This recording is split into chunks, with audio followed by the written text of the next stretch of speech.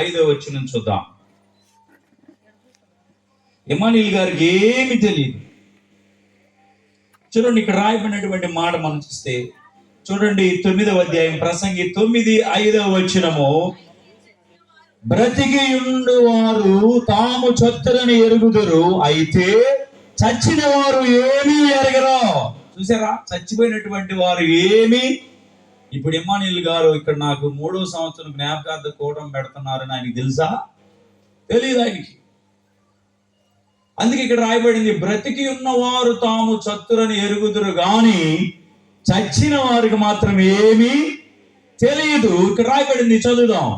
ఏమీ ఎరుగరు, వారి పేరు మరువబడి ఉన్నది, వారికి ఏ లాభమును కలుగదు, వారికి ప్రేమింపరు, పగబెట్టుకొనరు, అసూయపడరు, సూర్యుని కింద జరుగు వాటిలో దేని ఎందును వారికి ఎన్నటికి నెప్పటికి వంతు లేదు. ఎప్పటికి కూడా సూర్యుని కింద జరిగేటువంటి కార్యక్రమాల్లో వాళ్ళకి ఎన్నడూ కూడా వంతు లేనే లేదు.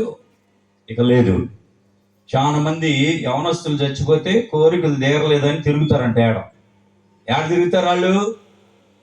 ఏదైనా చెట్టు చూస్తే ఆ చెట్టు కాడ, ఏదైనా పాత ఇల్లు ఉంటే ఆ ఇంటి కాడ కదా ఎవరు వాళ్ళు తిరిగేది?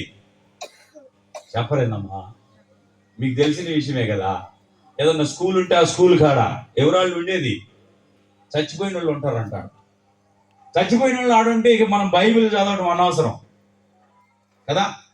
మరి ఎవరు ఉండేది ఎవరు? చచ్చిపోయిన వాళ్ళు ఎప్పటికీ కూడా దెయ్యాలు అవరు. దెయ్యాలయ్యే అవకాశం లేదు. దేవుడు అలా చేయలేదు, దెయ్యాలుగా చేయలేదు. కానీ మరి దెయ్యాలు ఎవరయ్యా అంటే పరలోకములో దేవుని దగ్గర ఉండేటువంటి దేవదూతలు దేవుని దగ్గర వ్యతిరేకముగా గర్వముతో ఉన్నటువంటి లూసిఫర్ తో పాటు ఉన్నటువంటి ఆ సమూహము 33.5 కోట్ల దేవదూతల్ని దేవుడు అక్కడి నుంచి ఏం చేశాడు?